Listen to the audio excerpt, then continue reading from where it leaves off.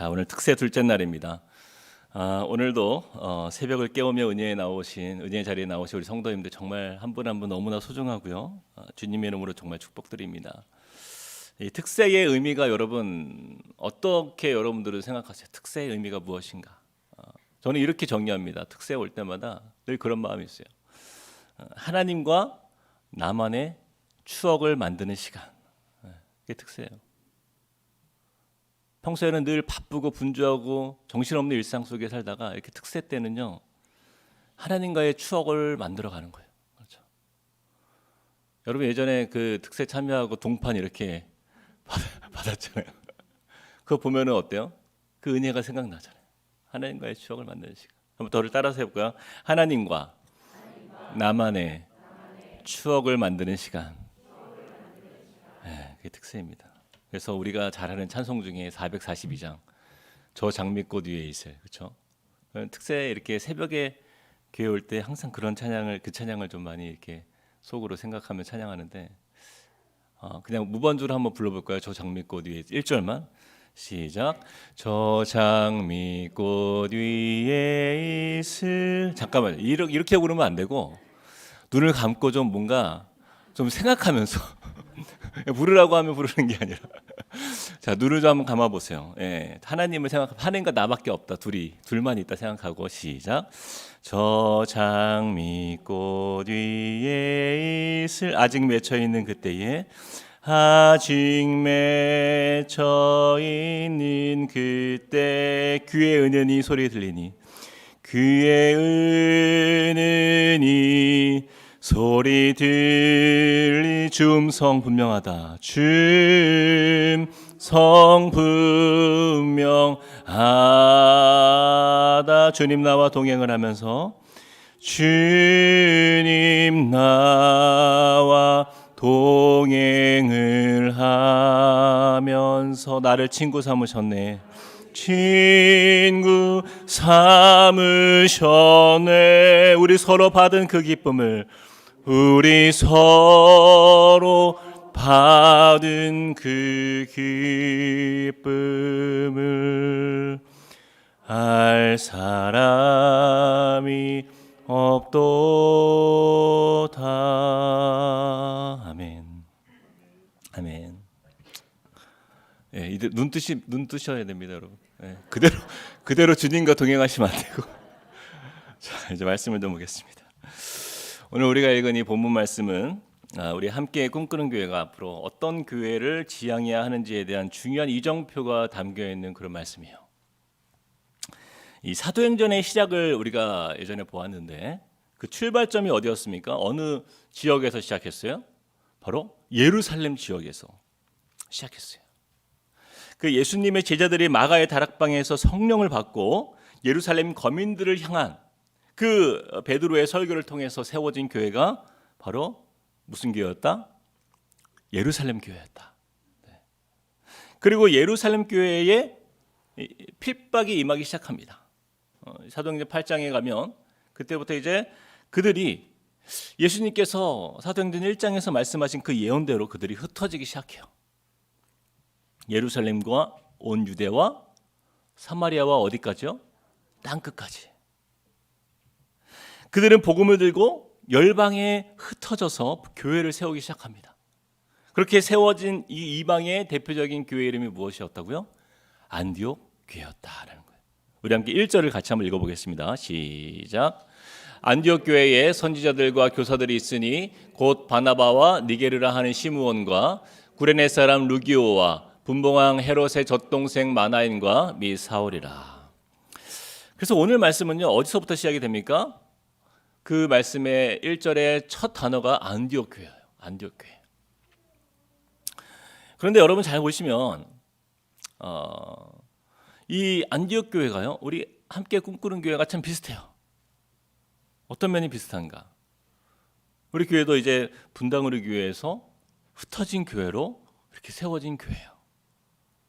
저와 여러분이 이제 분당우리 교회를 떠나서 이 남기흥 지역에 이렇게 모여서 교회를 세우지 않았습니까?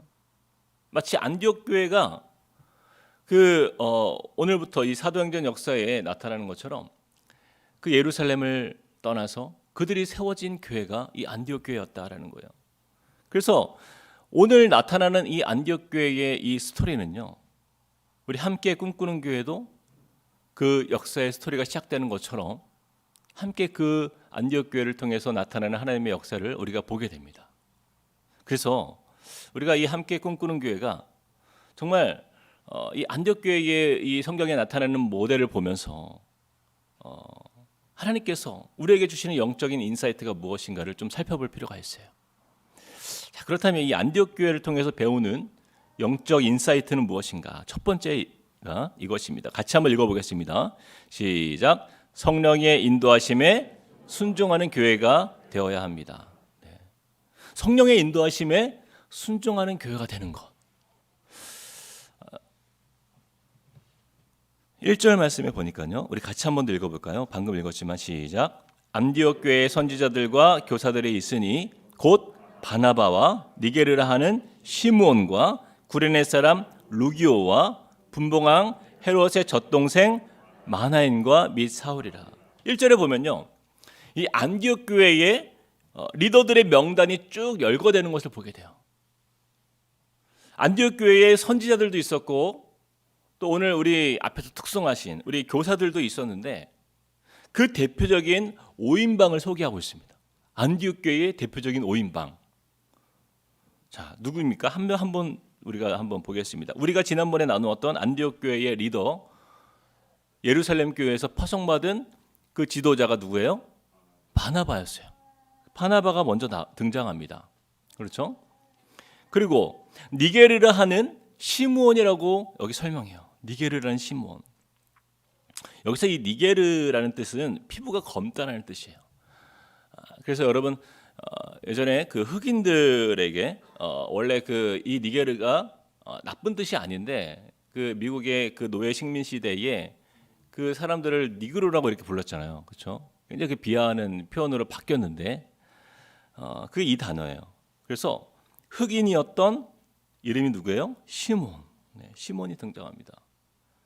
아마도 그래서 북아프리카 흑인일 가능성이 굉장히 높아요. 자, 그 다음에 또 누가 나와요? 구레네 사람 루기오가 등장합니다. 이 루기오는 구브로 출신 사람이에요. 이 구브로는요, 섬입니다. 섬. 안디옥 교회에서 서쪽으로 있는 그 섬인데 정확한 명칭은 키프로스라는 섬인데 구리광산으로 굉장히 유명한 지역이에요. 그래서 우리가 영어로 보면 구리를 카퍼라고 하잖아요. 카퍼. 근데 그 카퍼가 이 키프로스라는 그 지역명에서 출발된 단어예요. 그만큼 거기는 구리광산이 많았던 곳이에요. 루기오는 그래서 섬 사람이었고 구리광산의 그쪽에서 지역에서 온 사람입니다. 자, 그 다음에 등장하는 사람이 또 누구예요?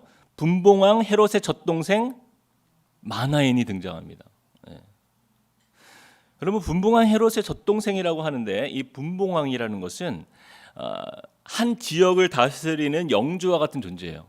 그래서 영주들은 헤롯이 당시에 그 분봉왕을 세울 때, 영주들을 세울 때에는 아무나 안 세웠어요.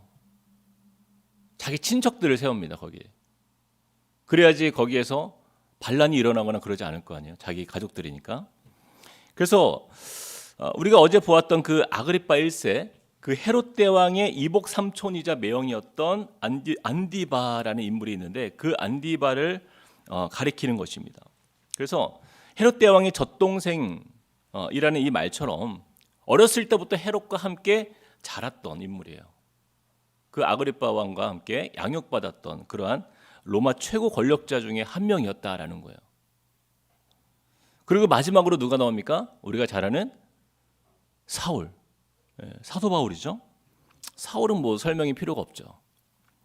그는 유대인이었습니다. 여러분, 자, 이제 5명의 이야기를 나누었는데 이 5명의 공통점이 무엇일까요? 정답입니다. 공통점이 없어요. 아무리 생각해도 공통점이 없어요. 그게 바로 안디옥 교회의 가장 큰 특징이었어요. 다양한 사람들이 모였고 리더들조차도 다양한 사람들이 모인 교회가 안디옥 교회였어요. 고향도 다르죠. 인종도 다르죠. 모국어도 달라요. 심지어는 출신 계층과 신분도 다 달랐다라는 거예요. 광산 출신의 누구예요? 루기오. 분봉왕 헤롯의 젖동생 마나엔. 여러분 그 신분이 느껴지십니까? 그런데 그들이 어떻게 됐어요?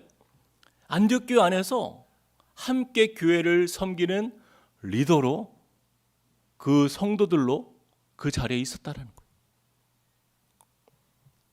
안디옥 교회는요 서로가 마음이 하나가 되어서 주를 섬기는 자리를 그들이 나아갔다라는 거예요.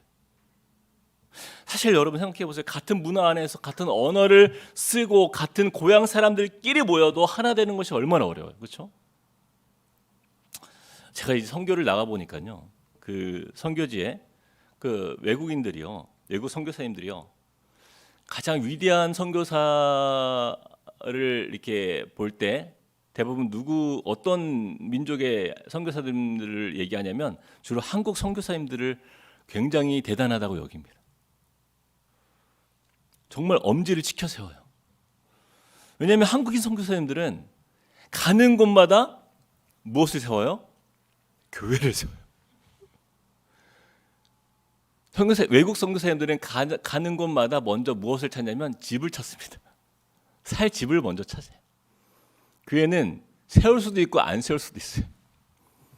근데 한국 선교사님들은 집을 구하기도 전에 뭐부터 세워요? 교회부터 세워요. 그리고 그 교회에서 집이 없어도 거기에서 먹고 자는 한이 있더라도 정말 사명을 걸고 성도가 있건 없고 목숨을 걸고 교회를 세웁니다.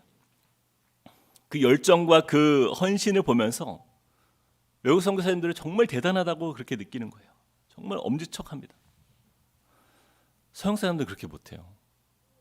서양 선교사님들은요 굉장히 계산적이에요. 그래서 치밀한 계획과 준비에 의해서 하나씩 세워가요. 여기는 달라요. 그런데 그런 열정 많은 선교사님들이 모이면 어때요? 더 은혜롭고 더 위대한 일을 이루어갈 수 있잖아요. 근데 희한하게도 우리 한국 선교사님들을 보면은 한 분 한 분 보면은 너무 위대한데 모아만 놓으면 그렇게 싸울 수가 없어요. 물론 다 그런 건 아닙니다. 절대 그렇진 않아요. 좋은 그런 공동체를 이루는 선교사님들 참 많아요. 그런데 제가 외국 선교사님들한테 듣는 한국 선교사님들의 가장 약점이 무엇인가? 하나됨입니다. 하나됨. 너무 안타까워요. 한 번은 제가 이제 미국에서 공부할 때 이런 이야기를 들었어요. 한국 사람이 미국 동네에서 가게를 열면요 무조건 성공한대요.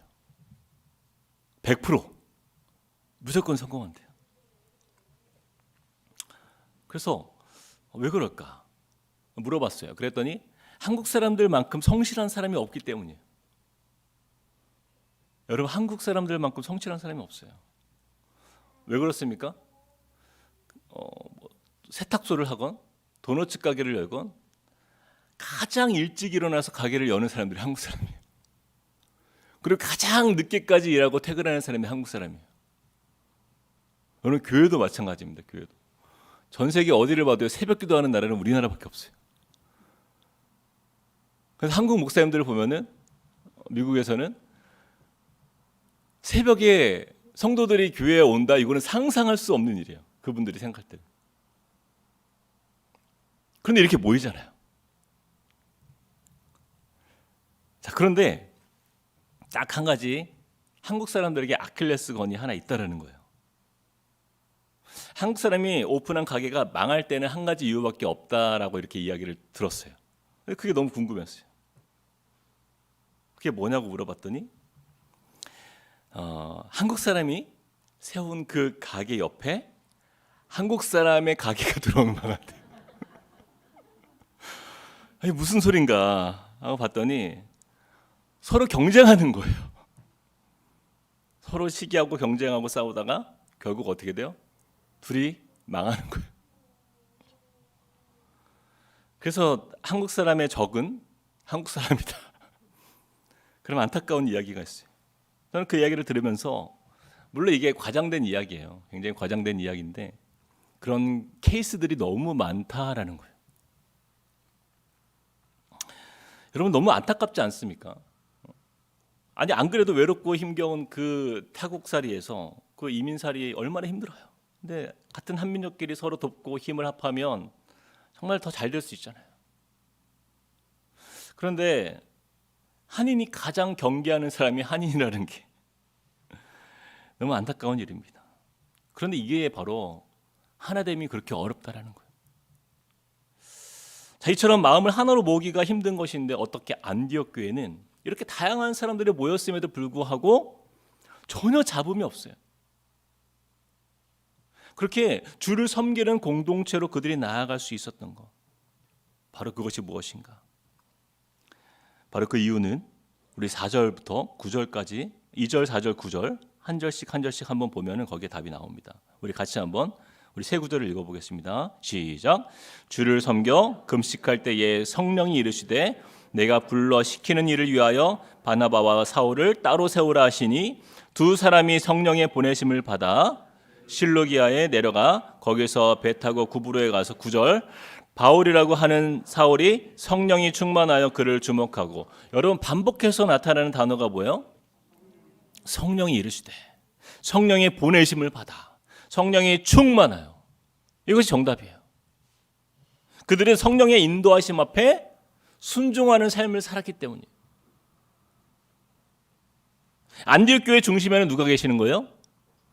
성령께서 계시는 거예요. 성령의 보내심을 받고 성령에 이르시고 성령의 충만한 가운데 나아가서 언제나 성령 앞에서 가장 민감한 교회가 안디옥 교회의 특징이다라는 거예요. 성령으로 하나 된 교회가 바로 이 안디옥 교회였다라는 것입니다. 자, 그런데요, 성령이 아무리 민감해도 그 성령님의 인도하심 앞에 어떻게 해요? 순종하지 않으면 어떻게 되는 거예요? 아무 소용이 없는 거예요.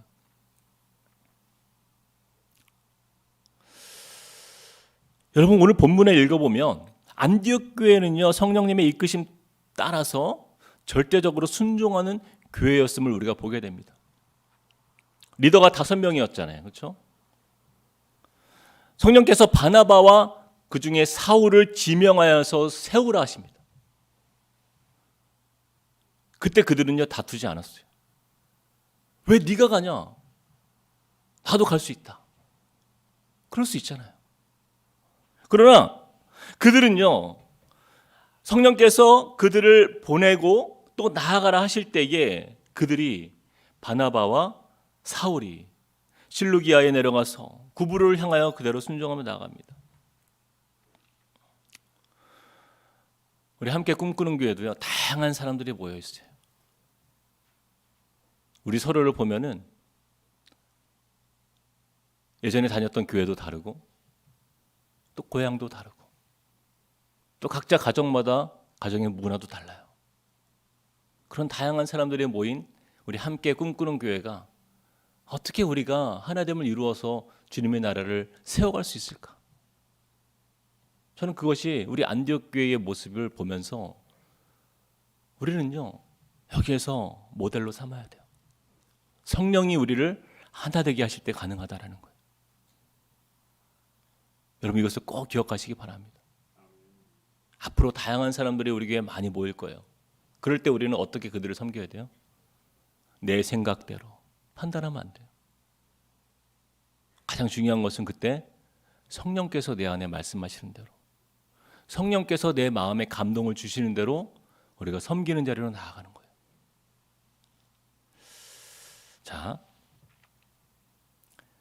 여러분 안디옥 교회가 성령 앞에 민감할 수 있었던 두 가지 이유가 있었어요. 우리 같이 한번 3절을 읽어보시겠습니다. 시작. 이에 금식하며 기도하고 두 사람에게 안수하여 보내니라. 성령 충만은요 그냥 이루어지는 것이 아닙니다. 여러분.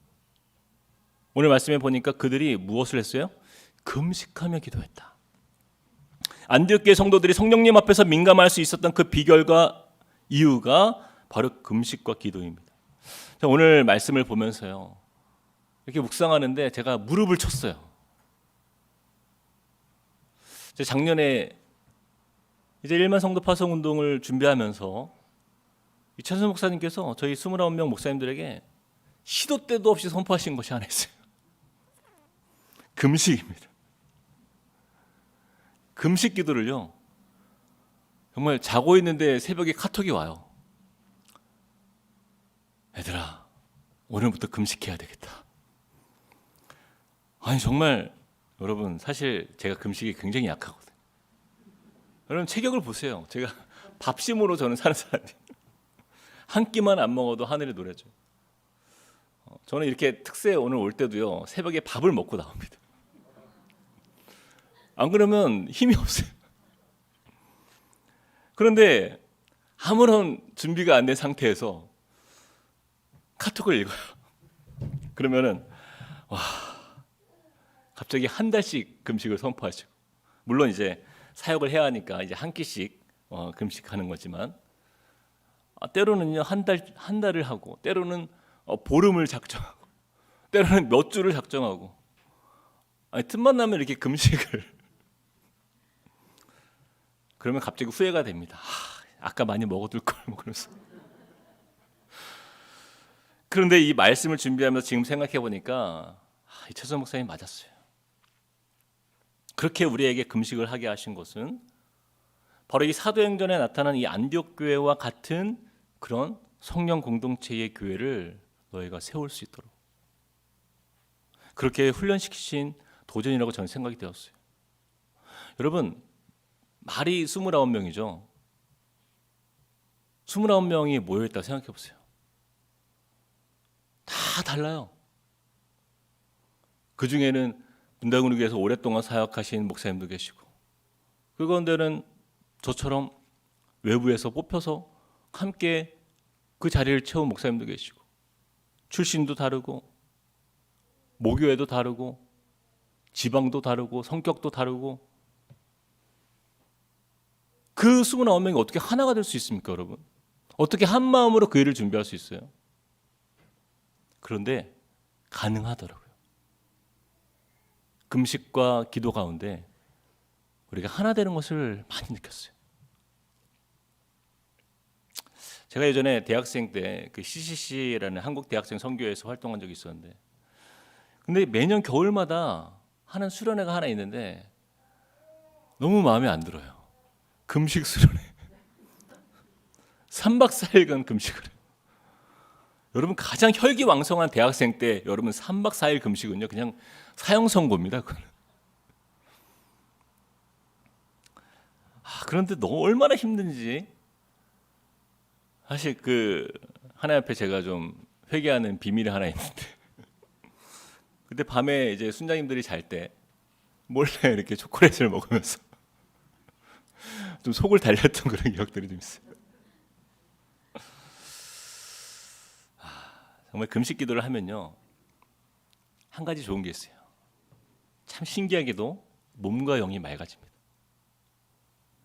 사람이요, 못 먹으니까 마음이 우선 가난해져요. 그렇죠? 모든 게 그냥 쓸데없는 에너지가 낭비되고, 여러분 쓸데없는 걱정 안 합니다. 고민이 사라져요. 그냥 배고파 죽으니까, 그냥 너무 죽겠으니까. 아주 작은 것에 감사하는 마음이 들기 시작해요. 저는 안디옥 교회 성도들이요, 이 금식하며 기도하는 가운데 이 성령님의 음성을 듣는 훈련을 해왔다라고 저는 믿어요. 먹고 싶은 거 다 먹고, 하고 싶은 거 다 하고, 누리고 싶은 거 다 누리면서 어떻게 그렇게 육신의 노예가 된 채 어떻게 성령의 음성을 들을 수 있습니까? 영이 무뎌질 수밖에 없어요. 우리는 너무나 많은 것들을 누리고 살잖아요. 때로는 우리의 삶에 그 많은 누리는 것들의 스위치를 오프할 때가 필요해요. 그러다 보면 우리의 인생은 그냥 육신의 이끌림대로 살다가 보면 영적 비만에 빠졌어요. 세상의 소리를 듣다가 우리의 마음 다 빼앗기는 거예요. 그런 의미에서 저는요, 이 특별 우리 새벽 기도에는요, 금식 기도 못지않게 우리 가운데 주는 은혜의 능력이 있다고 저는 믿습니다. 여러분, 우리 육신의 본능인 잠을 줄이는 것도요, 금식과 같아요. 한 주간의 새벽을 깨우면서 성령님의 인도하심 가운데에 말씀 듣고 기도하는 것은요, 이 금식 기도의 효과와 견주어도 전혀 부족함이 없어요. 여러분, 예수님께서 귀신 들린 아이를 고쳐주실 때 그 제자들이 묻습니다.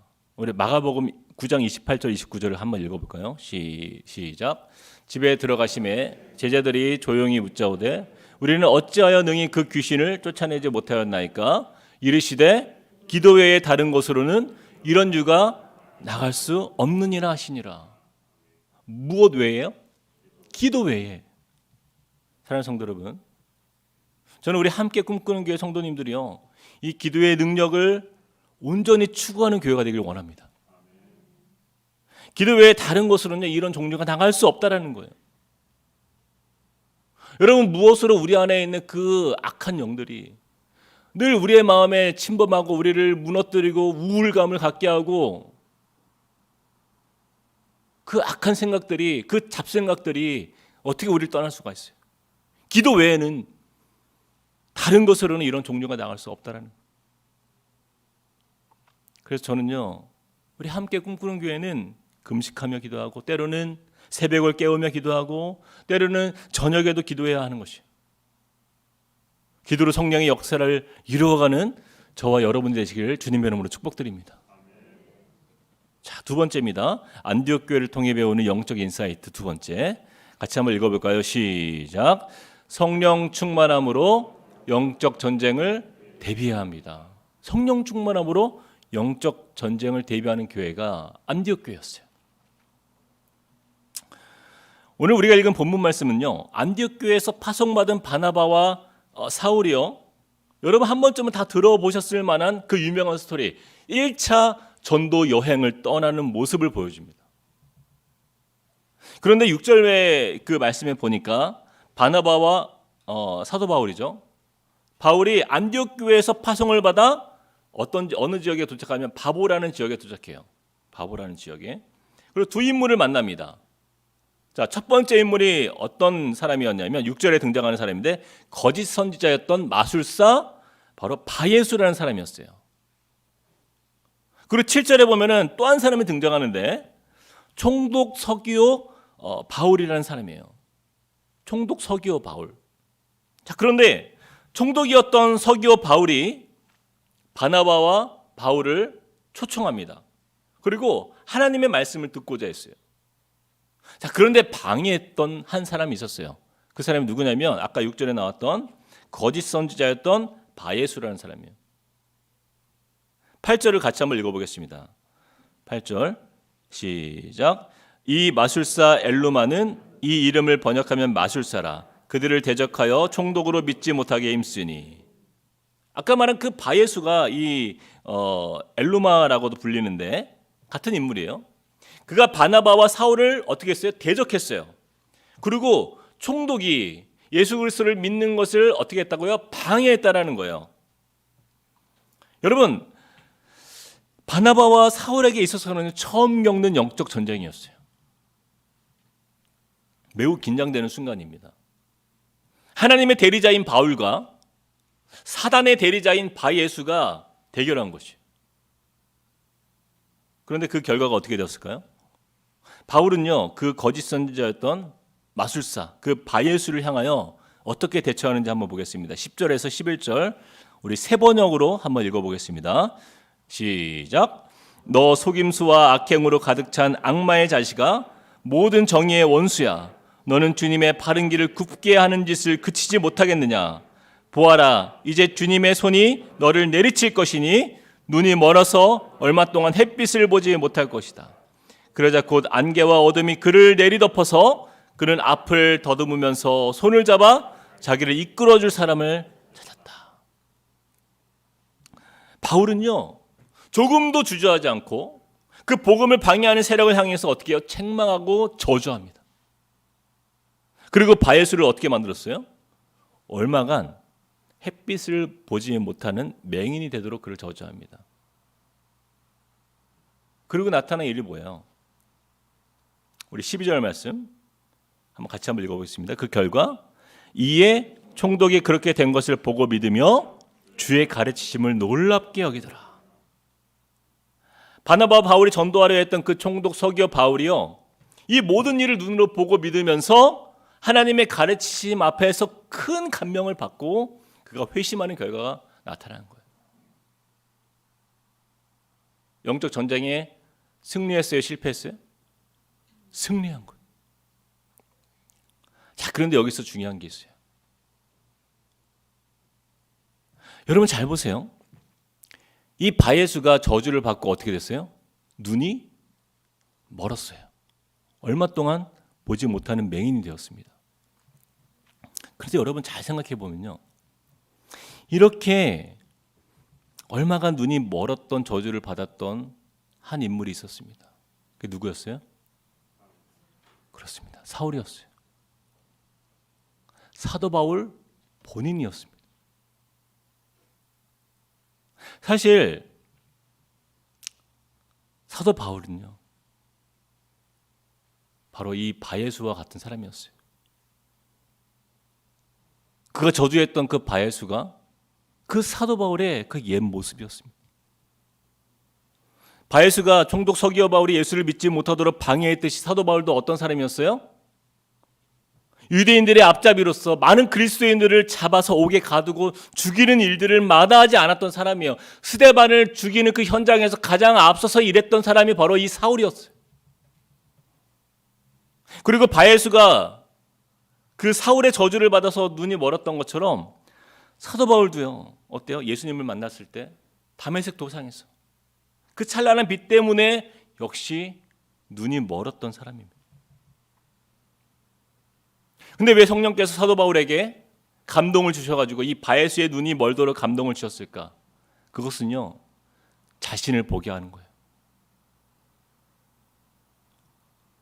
하나님은 사도 바울이 바예수라는 그 복음의 회방자요, 핍박자, 그를 저주하면서도 그 능력이 누구로부터 나오는가? 사도 바울 스스로의 힘이 있어서가 아니에요. 사도 바울의 그 능력이 있어서가 아니에요. 성령께 쓰임받는 인생으로 바꾸어 주신 그 은혜를 다시 기억하게 하시는 우리 하나님의 섬세하신 터치입니다. 여러분, 목회자가 가장 교만할 때가 언제인지 아십니까? 부흥이 하고 나서. 성도들이 은혜 받아요. 그러면 역시 나는, 역시 내 설교는, 내가 기도했더니 그 사람이 병이 고쳐지고, 내가 어떤 가정을 위해서 기도했더니 그 가정이 회복이 되고, 역시 여러분, 사람은요 절대 교만해질 수 없는 존재입니다. 하나님이 하신 일을 사람이 한 일로 스스로 여기는 거예요.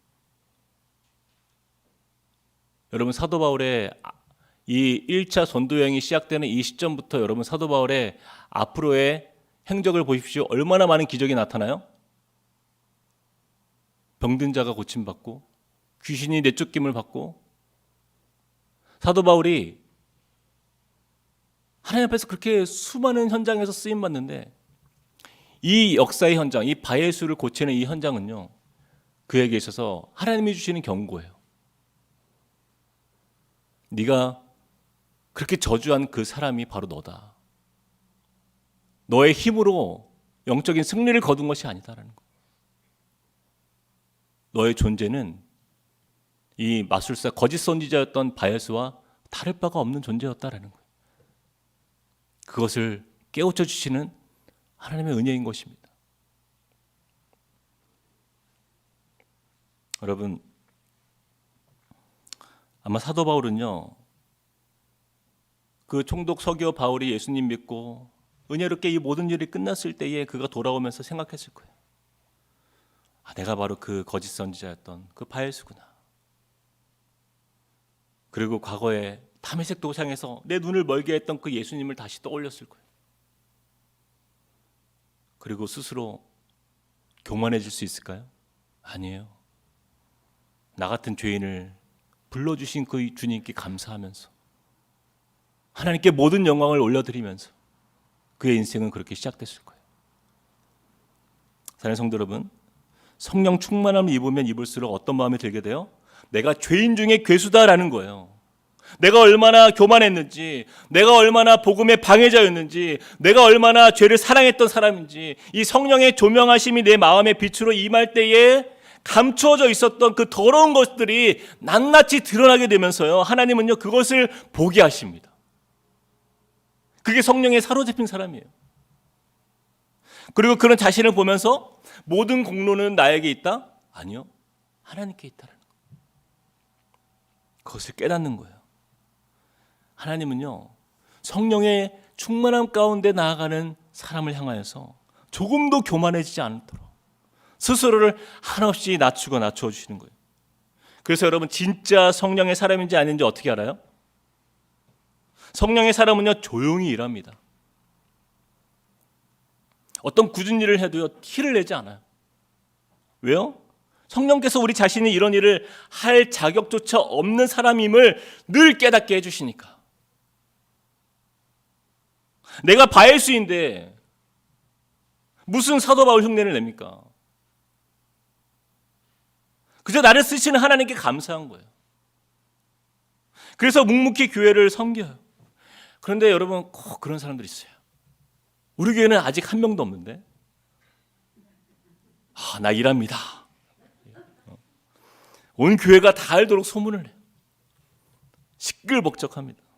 내가 교회를 위해서 얼마나 어떤 일을 했는지, 내가 교회를 위해서 이런 일도 했고요, 저는 이런 일도 했고요. 내가 한 일을 다 알아야 돼요. 그리고 가장 중요한, 누가 알아야 돼요? 담임 목사님이 알아야 돼요.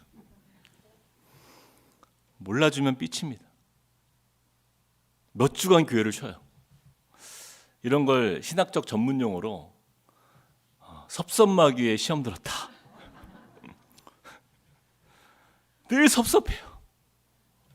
사람들이 알아줘야 신이 나고, 사람들이 칭찬해줘야지 흥이 나는데, 왜 나를 안 알아주냐? 왜 나를? 이런 사람이 가장 위험한 신앙입니다. 물론 교회를 다닌 지 1년, 2년 된 사람들은 그래도 괜찮아요. 이제 예수님 믿었는데 그럴 수 있죠. 그런데 꼭 30년, 40년 된 우리 권사님들, 집사님들 중에서 꼭 이런 분들이 계세요. 제가 미국에 있을 때, 이민교회를 섬길 때 한 권사님이요 저를 그렇게 좋아해 주셨어요. 늘 보면 반가워서 그냥 손을 잡고는 우리 목사님, 우리 목사님. 근데 갑자기 어느 날 인사를 안 받는 거예요. 제발 그러지 마세요, 여러분. 그러면요 그날 아무것도 손이 안 잡혀요. 그날부터 도대체 추측을 하는 거예요. 도대체 무슨 일이 있었을까? 분명히 나에 대한 태도가 바뀌었는데 도대체 원인이 뭘까? 참으로 제가 이제 다른 집사님 통해서 알게 된 사실이 있었어요. 참으로 기가 막힙니다. 하루는 주일날, 그때는 이제 교회 권사님, 집사님들이 각자 음식을 한 가지씩 해가지고 교회 와서 이제 음식을 같이 먹는 거예요, 성도들이. 근데 제가요, 맛있다고 칭찬하면서 음식을 먹는데 하필이면 그 권사님 음식을 건너뛰었어요. 다 맛있다고 했는데 그 권사님 음식만 제가 건너뛰었어요. 제가 죽일 놈이죠, 그렇죠? 정말 정말 그 권사님 마음에 섭섭마귀가 들어온 거예요. 정말 그래서 그분을 달래는데 참 꽤 오랜 시간이 걸렸던 것 같아요. 꽤 오랜 시간이. 여러분, 혹시라도 제가 식사 자리에서 맛있다는 말을 안 하면 제 옆구리를 좀 찔러 주십시오. 또 시험에 드는 사람이 나오면 안 되니까. 그래서 저는요, 목회하면서 가장 무서운 마귀가 누구인가? 섭섭마귀다. 여러분, 왜 그렇게 섭섭마귀가 우리를 가지고 놀고 교회를 쥐어 흔들고 성도들과의 관계를 깨뜨리고 목회자의 등을 지게 하는가? 이런 일들이 왜 방치가 됩니까? 간단해요. 성령의 지배를 받지 않는 교회는요, 그럴 수밖에 없어요. 사랑하는 성도 여러분, 성령의 지배를 받는 사람인지 아닌지 내가 어떻게 알아요? 그것은요, 내 마음에 내 정욕과 내 욕심과 내 탐심이 나를 주체할 수 없을 만큼 나를 흔들면요, 우리는 성령 충만함으로부터 멀어져 있는 거예요. 사랑하는 성도 여러분, 우리는요 깨달아야 돼요. 그래서 성령 앞에서 늘 무릎 꿇어야 돼요. 내가 얼마나 죄인인지 하나님 앞에서, 거룩하심 앞에, 하나님의 그 거룩하심 앞에서 정말 이 천하고 이 무익한 종을 써주시는 것이 얼마나 감사한 일인지 우리는 하나님 앞에서 섭섭할 이유가 하나도 없어요.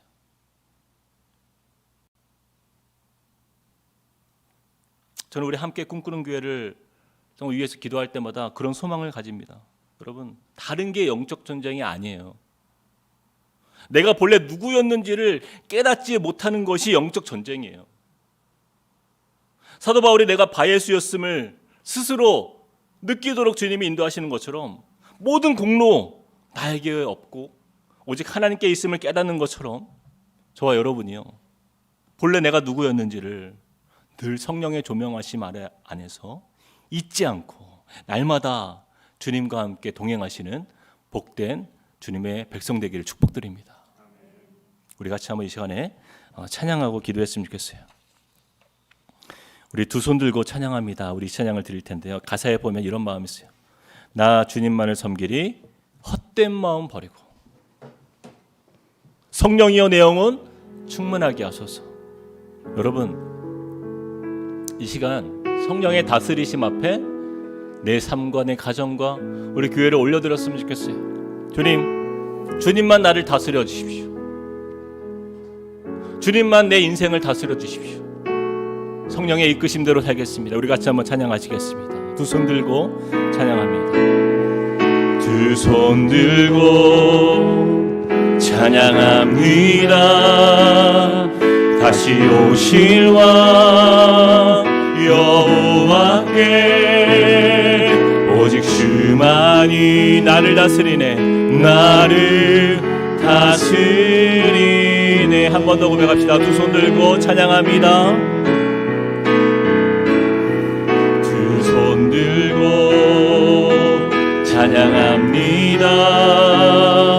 다시 오실 왕 여호와께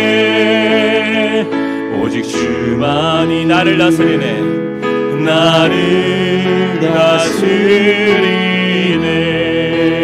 우리 함께 고백합시다. 나 주님만을 섬기리, 나 주님만을 섬기리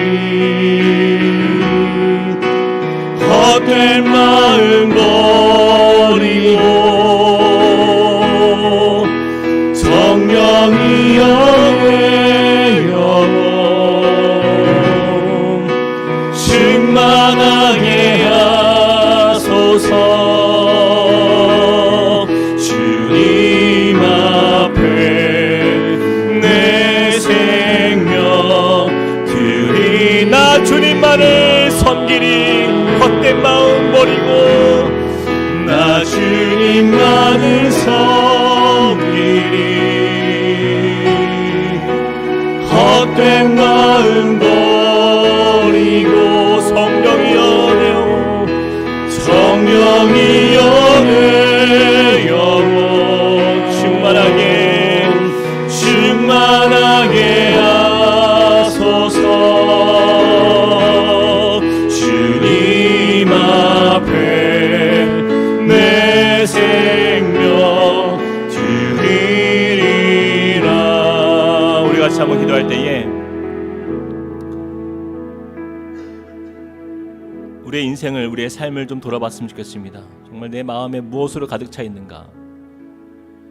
여러분, 너무나 세상적인 것들에 우리가 매여 있지 않습니까?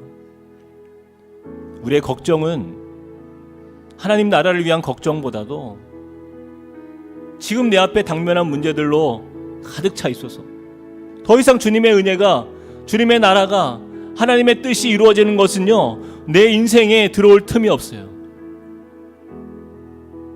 그저 하나라도 더 갖고, 그저 하나라도 더 누리고, 마치 이 세상에서 영원히 살 것처럼 그렇게 이 땅에서 준비하는 삶을 살고 있지는 않습니까? 좀 이 시간에 내려놓았으면 좋겠어요. 성령님, 저는요 정말 무익한 종입니다. 천하고 비천하고 그렇게 죄 가운데에서 저주받아 버림받고 그렇게 뜨거운 불못에 던져져야 될 운명이었던 저를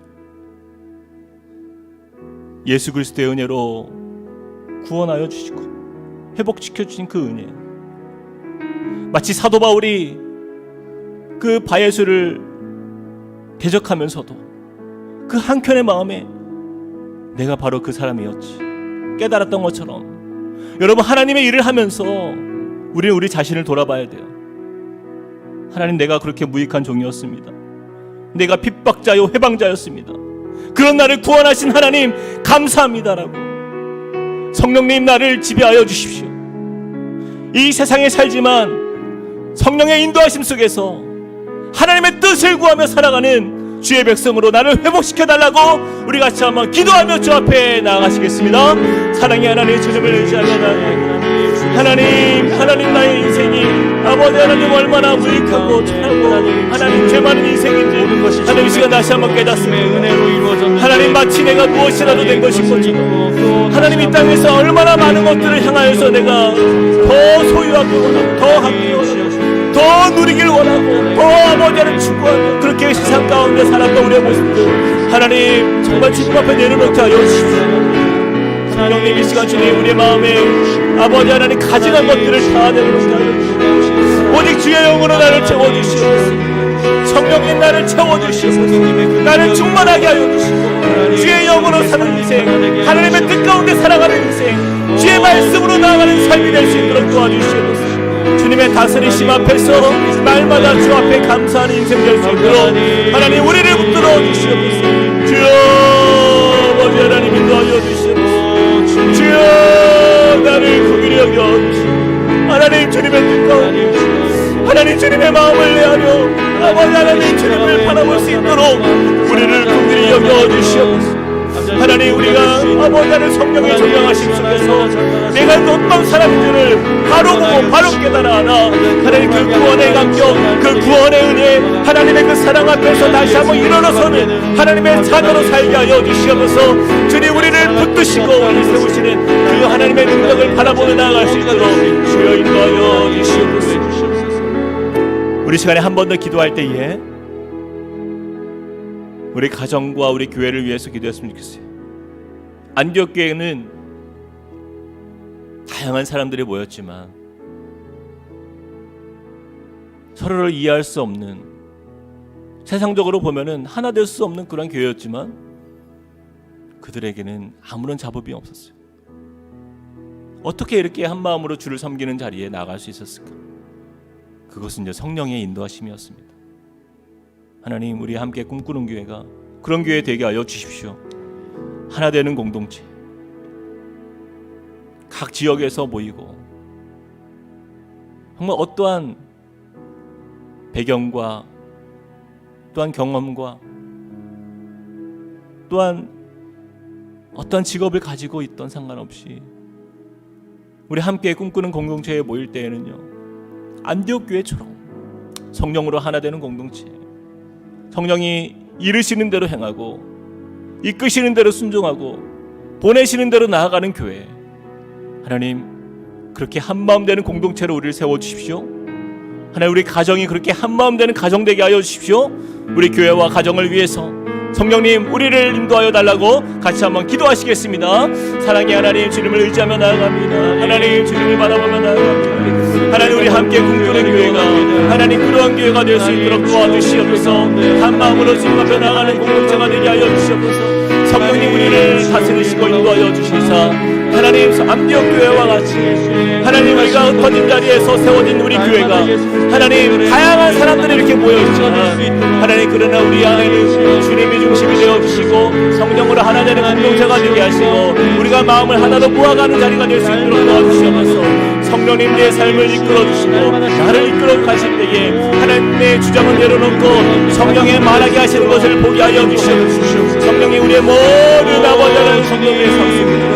하나님, 그렇게 한 마음을 품을 수 있는 그러한 은혜로 나아갈 수 있도록 저 채워주시옵소서. 하나님, 그 사랑이 우리 안에 넘치길 원합니다. 그 은혜가 우리 안에 가득하길 원하는 그 충만하신 사랑으로서 세워나가는 하나님의 교회가 되게 하여 주시옵소서.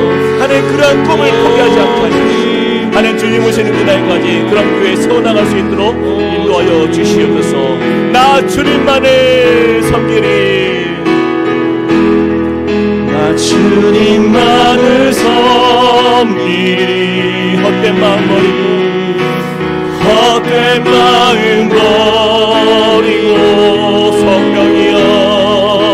성령이여 내 충만하게 나를 채워주소서. 우리 다시 한번 고백합시다. 나 주님만을 섬기리, 나 주님만을 섬기리. 주님 헛된 마음 모두 거두어 주시옵소서. 헛된 마음 다 태워주시옵소서. 성령이여 내 영혼, 성령이여 내 영혼, 충만하게 하소서. 주님 앞에, 주님 앞에 내 생명 드리니. 우리 함께 고백합시다. 나의 생명을 드리니, 나의 생명을 드리니. 주 영광이 성령의 사로잡힘으로 인하여 주님 나의 인생을 주 앞에 드리고 주님 나를 사용하여 주시옵소서. 내가 사는 날 동안에 주님을 찬양하며 주를 찬양하며 기쁨의 제물 되리. 나를 받아 우리 목소리 높여서 나의 생명을, 나의 생명을 드리니 주 영광 위하여 사용하옵소서.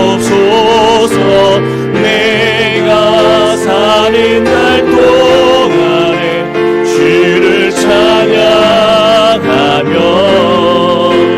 기쁨의 제물 되리. 나를 받아주소서, 나를 받아주소서, 나를 받아주소서, 나를 받아주소서.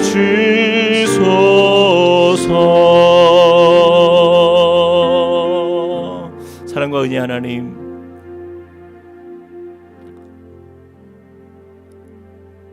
우리가 주님을 섬기지만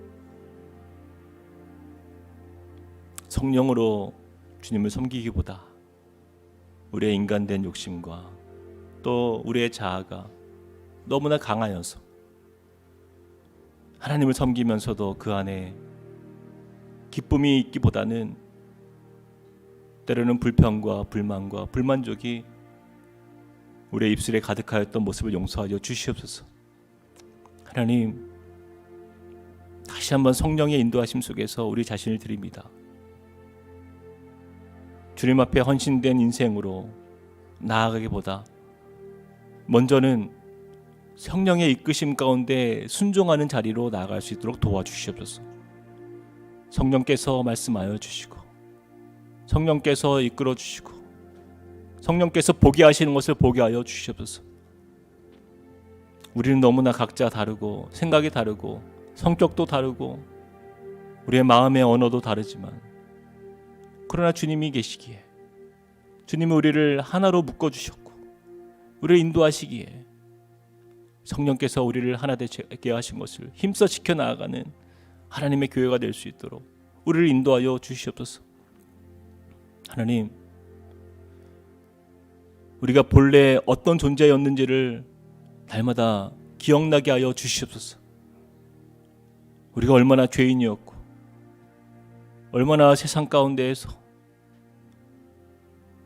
그 지옥문을 향하여 거침없이 달려갔던 그 끝이 무엇인지도 모르고 그렇게 방탕하게 살았던 우리를 주님은 구원해 주시고 값없이 우리에게 은혜 주신 그 하나님의 사랑, 자신의 생명을 죽이면서까지 우리를 살리신 그 사랑을 우리의 삶 속에 날마다 기억할 수 있도록 성령께서 우리의 마음을 열어 주시옵소서.